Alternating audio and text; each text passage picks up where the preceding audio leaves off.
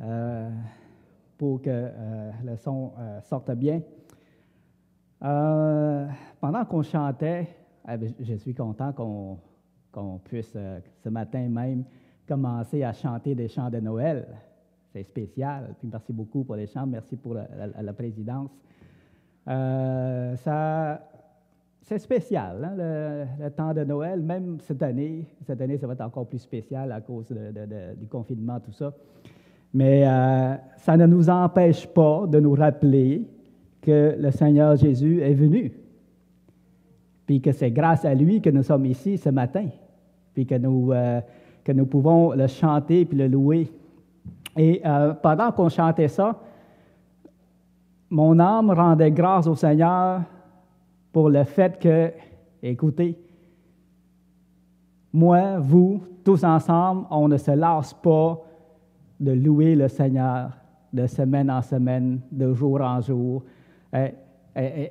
On répète les mêmes paroles, on chante les mêmes paroles, puis on loue le même Dieu, le même Seigneur, le même Roi. Puis malgré tout, on ne se lasse pas. Je trouve ça merveilleux qu'on ne se lasse pas, qu'on ne se fatigue pas, parce que c'est toujours une joie pour nous de louer ce grand Dieu-là. Hein? Alors, je voulais vous partager ça. Ça me touchait ce matin. Aujourd'hui, j'aimerais vous amener dans une réflexion du psaume 51. Le psaume 51, c'est dans un contexte spécial. Le verset 2, ça dit, le verset 1 et 2, « Au chef des chantres, psaume de David, lorsque Nathan le prophète vint à lui après que David fut allé vers Bath-sheba. » Alors, ça, c'est un contexte bien spécial. Et avant qu'on puisse lire le psaume ensemble et que je puisse commenter le psaume comme tel, j'aimerais nous mettre un peu dans le contexte de l'histoire. Si vous voulez tourner avec moi dans 2 Samuel 11 et 12. Je ne lirai pas tout parce que c'est long quand même à lire. Je vais tout simplement raconter, résumer l'histoire, mais vous allez être déjà à la bonne place pour peut-être lire un peu les paroles qui sont là. Au fond, le contexte de ça, David a envoyé ses gens pour assiéger Rabat comme tel. Et lui, il restait au palais, finalement, et à un moment donné, il a vu une femme qui est Bath-sheba, et il a envoyé ses serviteurs aller la prendre, et il a couché avec elle. Et quelque temps après, la femme dit qu'elle est enceinte. Puis quand la femme a dit ça, David, qu'est-ce qu'il a fait? Il a appelé Uri, qui est le mari de cette femme-là, qui était à la guerre avec les autres. Il l'a appelé pour le faire venir, et son idée, c'était qu'il retourne chez lui, puis qu'il couche avec sa femme, puis que ça passe comme ça comme vient de lui, le fait qu'elle soit enceinte. Sauf que Uri n'a pas fait ça. Il n'a pas... C'est remarquable la fidélité et la solidarité de Uri. Il a répondu à David, dans le verset 11, il dit ceci, « Uri répondit à David, « L'arche et Israël et Juda habitent sous des tentes. Mon seigneur Joab et les serviteurs de mon seigneur campent en rase campagne, et moi j'entrerai dans ma maison pour manger, pour boire, pour coucher avec ma femme. »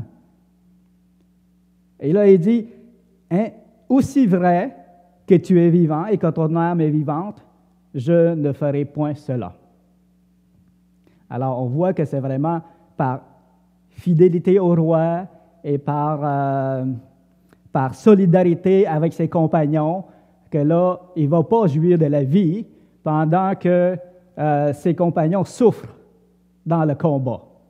OK? Et David était déçu qu'il ne fasse pas cela, qu'il ne retourne pas chez lui. Il va mettre une autre machination, c'est-à-dire il va l'enivrer, il va le faire boire. Dans le verset 13, David l'invita à manger et à boire en sa présence, et il l'enivra. Le soir, Uri sortit pour se mettre sur sa couche avec ses serviteurs de son maître, mais il ne descendit point dans sa maison. Alors David a vu que ça ne fonctionnait pas non plus, l'enivrer, en pensant que peut-être étant ivre, il va aimer les plaisirs de la vie, il va rentrer chez lui, manger avec sa femme et coucher avec sa femme. Non, il ne l'a pas fait. David va mettre en œuvre une autre machination, et ça, je trouve ça aberrant, dans le sens que il va écrire une lettre que Uri lui-même va porter pour l'amener à Joab. Et dans cette lettre-là, ça dit de s'arranger pour que Uri se fasse tuer au combat. Alors, je ne sais pas comment que vous vous sentez là-dedans, mais un serviteur fidèle, le maître lui remet une lettre qui le tue pour qu'il livre, pour se faire tuer. Et finalement, Joab a exécuté l'ordre et a fait tuer Uri dans le combat. OK? Alors ça c'est l'histoire. Mais ce n'est pas fini.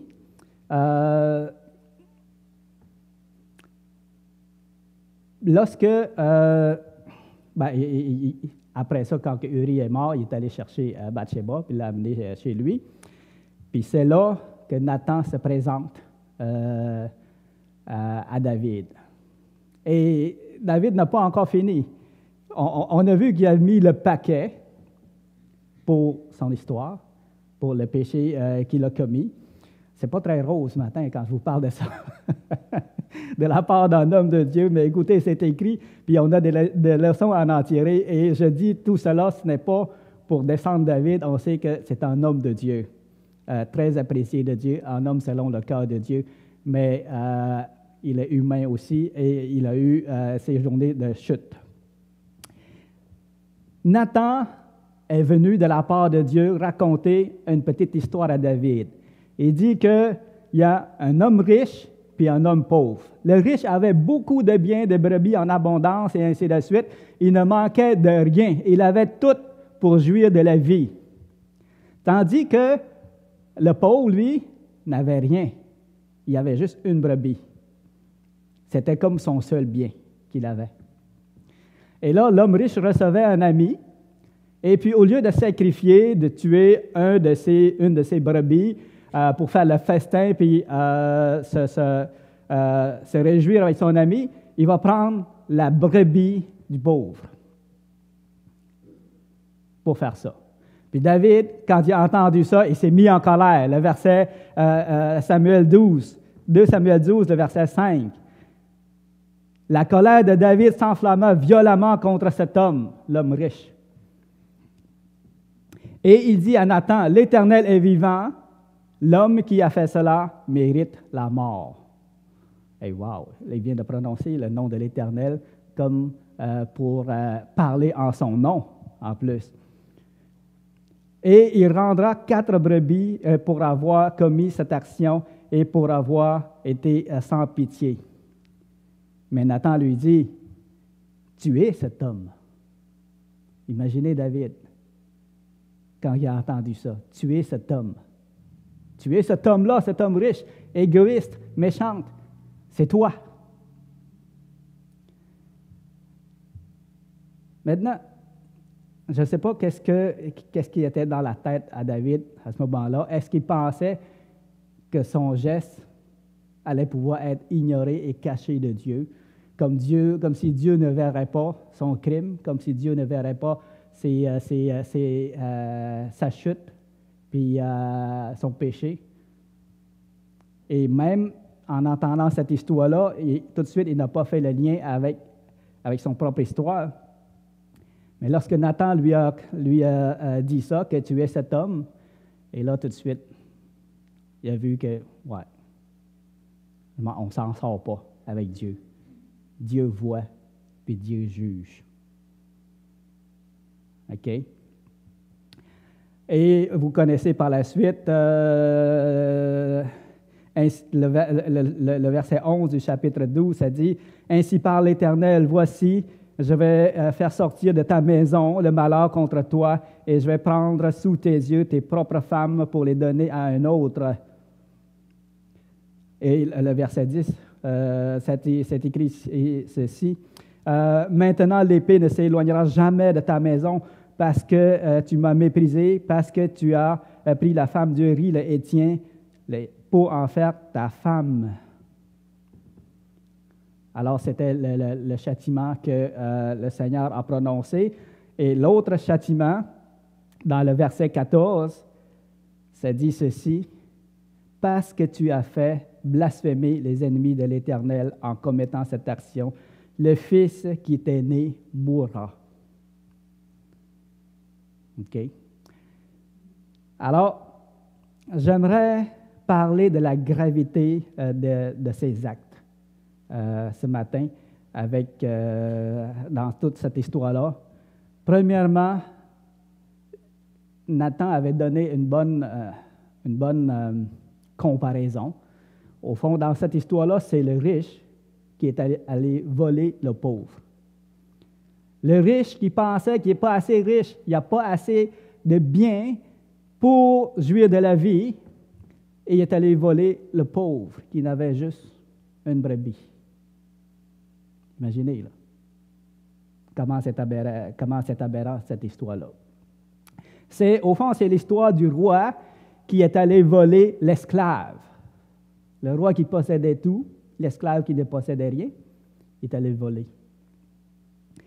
Ensuite, on l'a vu, il a voulu camoufler son péché. Ça, c'est un autre. Si je me mettais à la place de Satan et que je devais accuser David, là, je l'accuserais de ces choses-là. Le riche qui va voler le pauvre, le roi qui a volé l'esclave, puis le roi qui veut camoufler son péché, qui va user de machination, qui a envoyé une lettre par la main de la victime comme telle pour se faire tuer. Donc, il a mis le paquet. Donc, David ici n'a pas péché par ignorance. Vous le savez, il n'a pas péché par ignorance. Par contre, il n'a pas péché par rébellion non plus. J'aimerais qu'on puisse cibler cela. Moi, je pense qu'il a péché par faiblesse. J'aimerais faire comme une parenthèse là-dessus. Puis nous aussi, on a des faiblesses. Et malgré qu'on sait que c'est mal, on peut tomber dans les faiblesses et pécher contre le Seigneur quand même. Et au niveau de la gravité des péchés, oui, il y a des péchés qui sont plus graves que d'autres.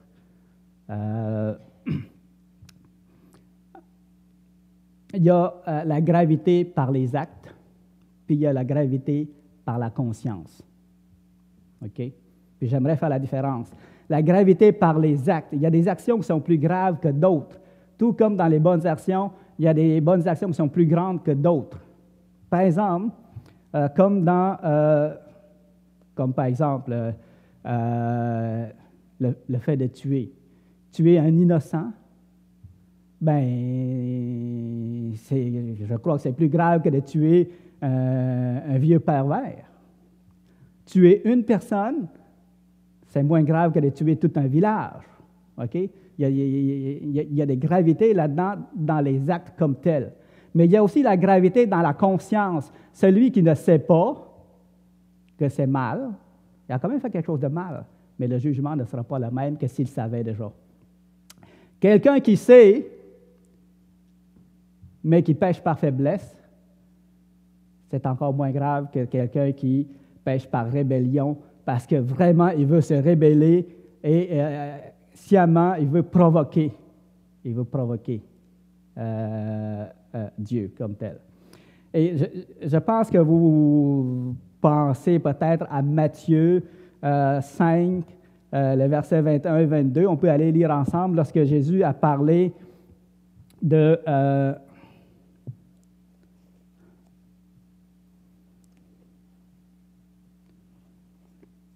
des différentes sortes de péchés, justement. Matthieu 5, le verset 21, c'est écrit ceci. Vous avez entendu qu'il a été dit aux anciens, tu ne tueras point, celui qui tuera mérite d'être puni par le juge, par les juges. Moi, je vous dis que quiconque se met en colère contre son frère mérite d'être puni par les juges, que celui qui dira à son frère Raka mérite d'être puni par le Sanhédrin, et que celui qui lui dira insensé mérite d'être puni par le feu de la géhenne. Alors, qu'est-ce qu'on doit comprendre ici? Est-ce que Jésus est en train de dire que tous les péchés ont la même gravité? Moi, je ne pense pas. Je ne pense pas. Comme j'ai mentionné tantôt, tuer une personne, c'est moins grave que de tuer tout un village, à mon sens, et ne mérite pas nécessairement la même punition.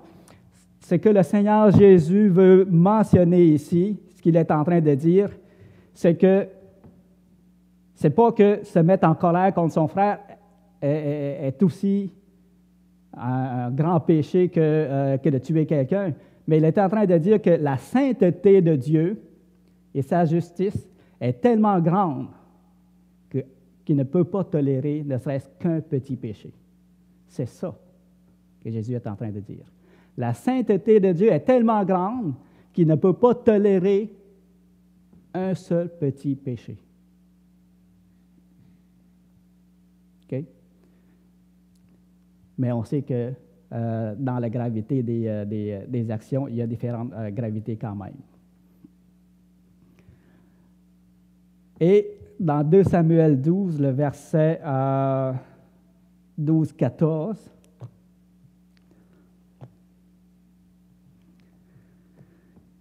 ça dit ceci, j'aimerais revenir sur ce verset-là. Mais parce que tu as fait blasphémer les ennemis de l'Éternel en commettant cette action, le fils qui t'est né mourra.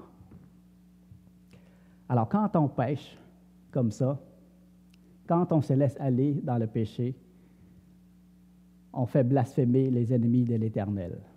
On le déshonore. C'est qui les ennemis de l'Éternel?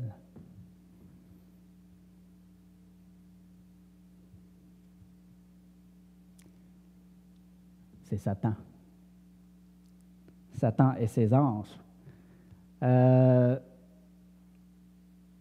J'imagine quand que Satan a vu ça, cette chose-là arriver, qu'il doit être content. Qu'il doit être content.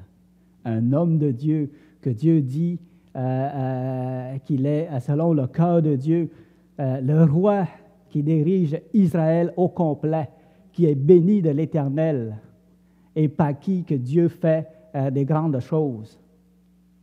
Il vient à tomber, il vient à chuter. Que Satan y était content. Vous vous souvenez, dans l'histoire de Job, où Satan avait comme défié Dieu. Regarde, Job, il est fidèle à toi, là, juste parce que tu es bon envers lui, mais mets ta main sur lui, mets ta main sur ses biens, fais-lui du mal un peu, puis il va te maudire en pleine face. Alors, c'est comme un défi qui est lancé. Puis si Job avait tombé, là, Satan rirait dans sa barbe, puis il dirait « Ha, ha, ha, j'ai raison, j'ai raison. » Alors, dans l'histoire de David, c'est comme ça. Si on pouvait voir ce qui se passe dans les ombres, dans le secret, on verrait Satan se réjouir de cette histoire-là. Mais l'histoire ne s'arrête pas là. David, après avoir été, après la visite de Nathan, David a eu le cœur brisé. Et il s'est humilié. Il a demandé pardon à Dieu, et c'est ce qu'on va voir dans le psaume 51. Comment il a vu ça, comment il vivait ça dans son intérieur. Alors, le psaume 51, on arrive.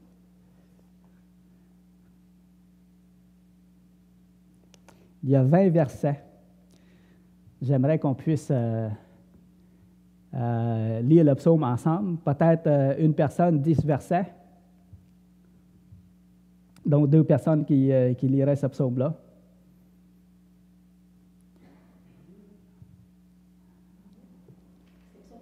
Le psaume 51.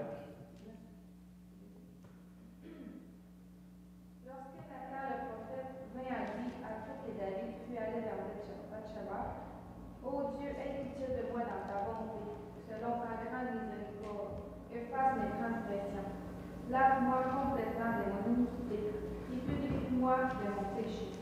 Car je reconnais mes transgressions et mon péché est constamment devant moi. J'ai péché contre toi seul et j'ai fait ce qui est mal à tes yeux, en sorte que tu seras juste dans ta sentence, sans reproche dans ton jugement.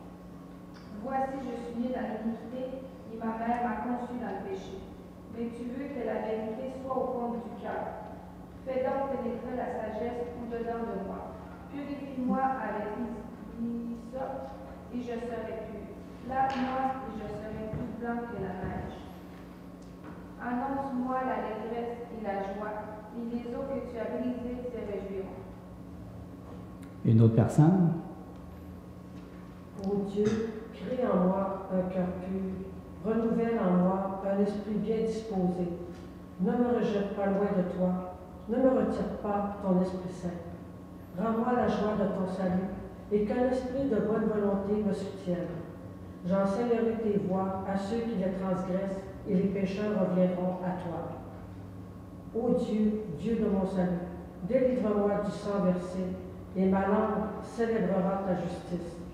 Seigneur, ouvre mes lèvres et ma bouche proclamera ta louange. Si tu avais voulu des sacrifices, je t'en aurais offert, mais tu ne prends pas plaisir aux holocaustes. Les sacrifices agréables à Dieu, c'est un esprit brisé. Ô Dieu, tu ne dédaignes pas un cœur brisé et humilié. Dans ta grâce, fais du bien à Sion. Construis des murs de Jérusalem. Alors tu prendras plaisir aux sacrifices de justice, aux holocaustes et aux victimes tout entières. Alors on offrira des taureaux sur ton autel. Merci. Prions. Seigneur, grand Dieu Tout-Puissant, merci Seigneur Dieu pour les textes dans ces paroles, Seigneur, que nous pouvons lire et étudier, Seigneur Dieu. Et ce matin, Seigneur, parle à nos cœurs et enseigne-nous tes voies, Seigneur Dieu. Que l'on puisse tirer leçon de ce que David a vécu, lui qui était un homme de Dieu, un grand homme, dont nous faisons bien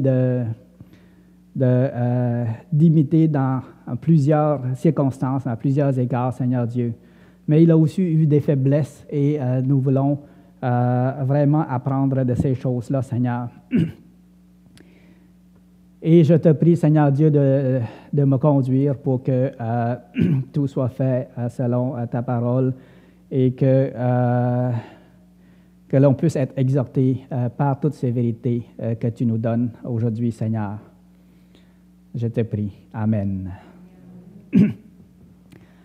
Alors, c'est vraiment une période sombre dans la vie de David. Et je ne sais pas si vous avez déjà vécu des périodes sombres comme ça, où vous êtes vous-même tombé dans le péché, tout en sachant que c'est mal, que vous avez avancé quand même, et que finalement, lorsque la chose est faite, que là, le Seigneur vous parle, vous dit que ça, c'est mal, et tu savais que c'était mal, je t'avais averti que c'était mal, mais tu n'as pas arrêté, tu es allé jusqu'à tomber dans le péché, et maintenant, repens-toi. Et peut-être qu'il y a eu des conséquences aussi, mais toujours est-il que le Seigneur a travaillé dans votre cœur et que comme David, vous tombez le cœur brisé comme ça.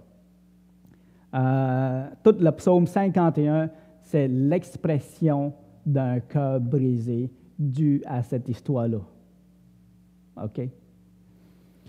Puis, du verset 3 au verset 6, On voit que David se repent ici. Il est rempli de remords. Il se sent misérable. Il se sent bas, pas très haut. Il se sent complètement abattu. Hein? Ô Dieu, aie pitié de moi dans ta bonté, selon ta grande miséricorde. Lave-moi complètement de mon iniquité. Purifie-moi de mon péché, car je reconnais mes transgressions. Et mon péché est constamment devant moi. Ça vous est-tu arrivé, ça? Hein? D'avoir fait quelque chose de mal, puis que là, vous y pensez. Ah, vous y pensez. Puis vous y pensez encore. Vous demandez pardon au Seigneur. Vous savez que le Seigneur vous pardonne selon sa promesse, mais vous y pensez encore. Parce que vous le regrettez tellement, tellement, tellement. Vous auriez voulu que cette chose-là n'existe pas dans votre vie. C'est comme ça que David ressentait. Puis c'est sous cet angle-là qu'il a présenté à Dieu sa repentance et la demande de pardon. Le verset 7. « Voici, je suis né dans l'iniquité et ma mère m'a conçu dans le péché. » Là, il reconnaît que c'est sa nature pécheresse qui l'a amené à pécher comme ça, malgré qu'il savait que c'était mal. Ne me dites pas qu'il ne savait pas que c'était mal. Lui qui était un homme de Dieu, que Dieu a béni. Il a commis l'adultère, il a agi par hypocrisie, par machination, il a voulu camoufler son péché, et ainsi de suite. Pensez-vous qu'il ne le savait pas? Il le savait. Mais par faiblesse, il est quand même allé de l'avant avec ces choses-là, tout en espérant que personne ne le saura. Mais Dieu le savait. Dieu a envoyé un prophète pour lui dire, pour lui annoncer sa sentence et son jugement. Mais David, ici, il a invoqué sa nature pécheresse. Comme quoi que c'est pour ça que je suis tombé. Mais le verset 8, il prend conscience que même si on a une nature pécheresse, le Seigneur veut quand même qu'on marche selon la vérité. Ça dit, mais tu veux que la vérité soit au fond du cœur. Fais donc pénétrer la sagesse au-dedans de moi, dit-il. Ça vous fait-tu penser à des choses, ça? Souvent, dans le monde humain, là, on prend notre nature comme excuse pour ne pas changer, pour ne pas se repentir, pour plein d'affaires. Je n'y peux rien, c'est ma nature, je suis fait comme ça. Je n'y peux rien, c'est ma personnalité, je suis fait comme ça. Mais Dieu, lui, il dit, David, Dieu le dit par la parole, par la bouche de David, mais tu veux que la vérité soit au fond du cœur, même si ta nature était pécheresse. Remplie de mensonges, Dieu veut quand même que la vérité soit dans ton cœur. On ne peut pas dire, « Ah, Seigneur, je suis orgueilleux de nature, c'est ma nature. Alors, tu dois m'excuser, je n'y peux rien, je suis fait comme ça, et on ne cherche pas à changer. » Ou, « Seigneur, je suis impatient de nature. Alors, tu dois m'accepter comme je suis. C'est ma nature. » Non. Le Seigneur sait que nous sommes pécheurs, mais il veut que l'on change. Il veut que l'on change. Pas parce que c'est notre nature qu'on doit garder ça. Pas parce que c'est notre personnalité qu'on a le droit de la garder. Si votre personnalité était égoïste, allez-vous dire, je continue à être égoïste parce que c'est ma nature et je ne changerai pas? Non. Et je parle des choses évidentes là, ce matin en termes en termes de nature, mais il y a d'autres choses qui est moins évidente, que le Seigneur nous appelle à changer, mais que peut-être qu'on se dit, oh, c'est ma nature, alors je n'y peux rien. Justement, plus tard, on verra que le Seigneur peut quelque chose contre notre nature, et on doit le lui demander. Le verset 9. Purifie-moi avec de l'hysope et je serai pur. Lave-moi et je serai plus blanc que neige.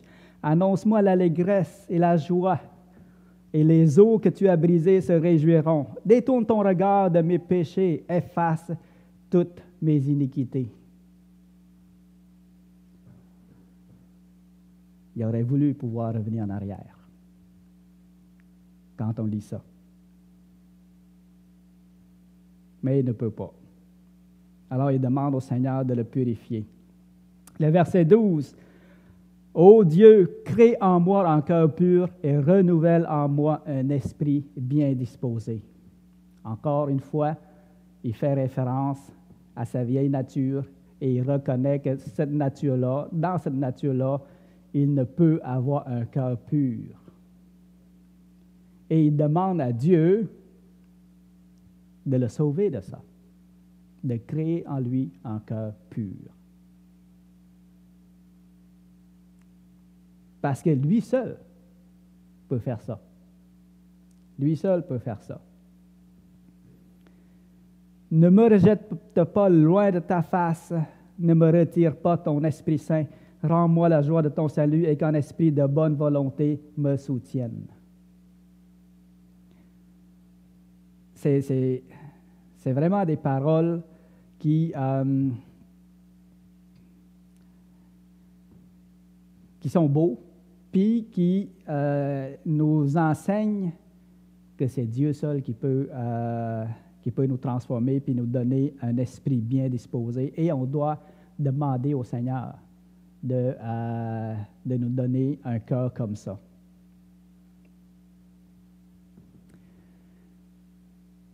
Dans le verset 19, le verset 18, « Si tu eusses voulu des sacrifices, je t'en aurais offert. Et croyez-moi, David en aurait offert des centaines et des centaines. Si ça pouvait changer son passé. Si tu eusses voulu des sacrifices, je t'en aurais offert.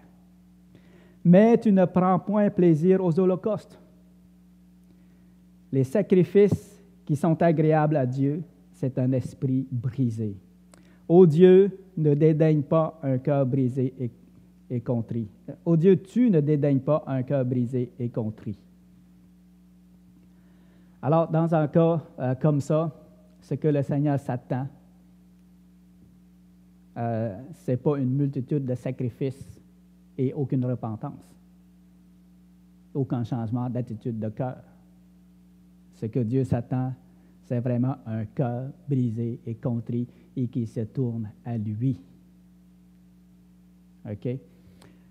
Et là-dessus aussi, je ne sais pas, lorsque l'on pêche contre le Seigneur, puis si c'est arrivé dans votre vie, si le Seigneur nous châtie, ce que le Seigneur demande, c'est qu'on se tourne vers lui, et non pas qu'on fasse comme des enfants rebelles qui disent « Ah, Dieu est trop dur, Dieu est trop sévère, Dieu est trop autoritaire, je ne l'aime pas. C'est un Dieu trop dur, trop difficile à plaire. » Non.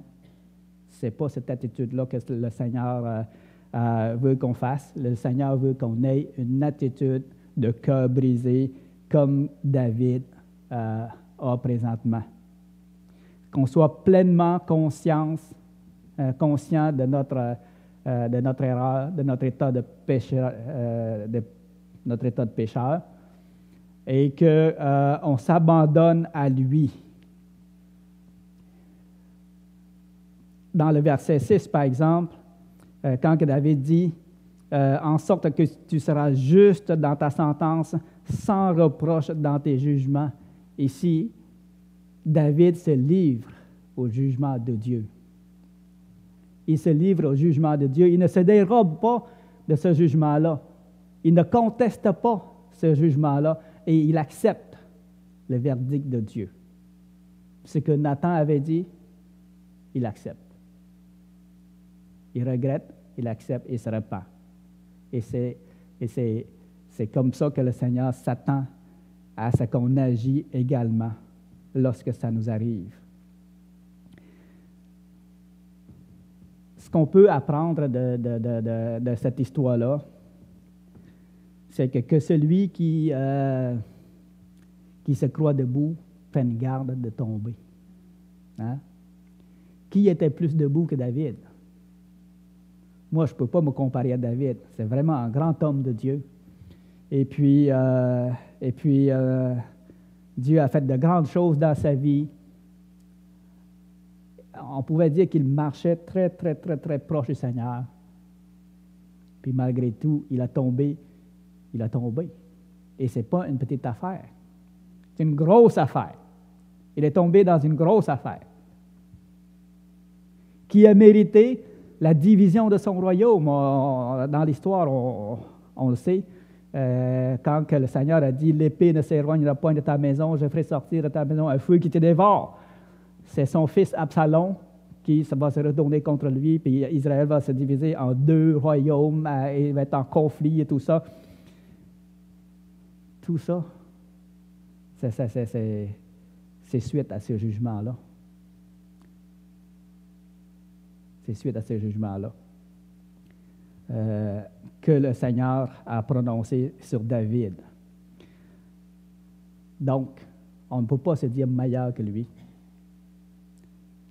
On doit rester toujours humble, toujours humble.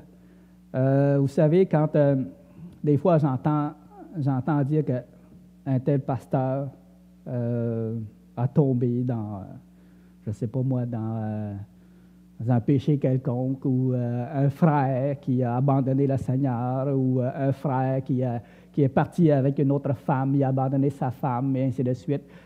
C'est triste, c'est triste. Puis,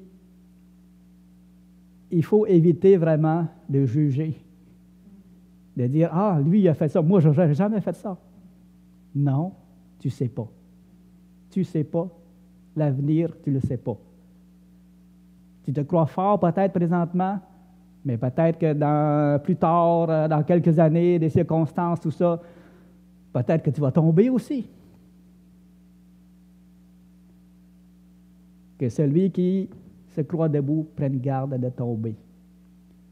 Et que celui qui tombe se confie dans le Seigneur et se relève.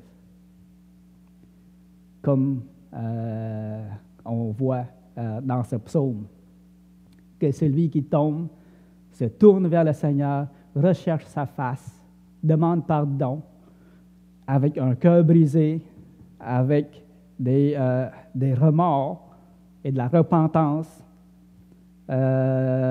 et qu'il se confie dans le Seigneur. Et le Seigneur va le relever. On connaît la suite de l'histoire. David n'était pas perdu. Le Seigneur l'a relevé. Okay? Oui, Père Saint, Éternel, merci, Seigneur Dieu, de ce que tu nous gardes. Enseigne-nous à marcher dans tes voies, toujours dans l'humilité. Toujours à faire attention, Seigneur Dieu, à ne pas tomber. Et si, malgré tout, on tombe, qu'on puisse se confier en toi et qu'on puisse se tourner vers toi, se donner à toi, que notre cœur vraiment s'abandonne à toi, Seigneur Dieu. Et on sait que tu nous pardonnes, que tu nous relèves, Seigneur. On sait une chose, quand que ça nous arrive, on voit comment on est misérable et on voit comment toi, tu es grand, Seigneur. Comment toi, tu es juste, comment toi, tu es saint et comment que toi, tu nous demandes de marcher comme toi, tu as marché sur cette terre, Seigneur. Que ton nom soit béni, Seigneur. J'ai vraiment pas de mots pour t'exprimer ce que je ressens, Seigneur Dieu, mais on veut se le mettre entre tes mains. Tu es notre Seigneur, notre Dieu et notre Roi. Et pardonne-nous quand on pêche contre toi, Seigneur. Fortifie-nous et sois loué dans notre vie tous les jours, Seigneur Dieu. Je te prie. Amen.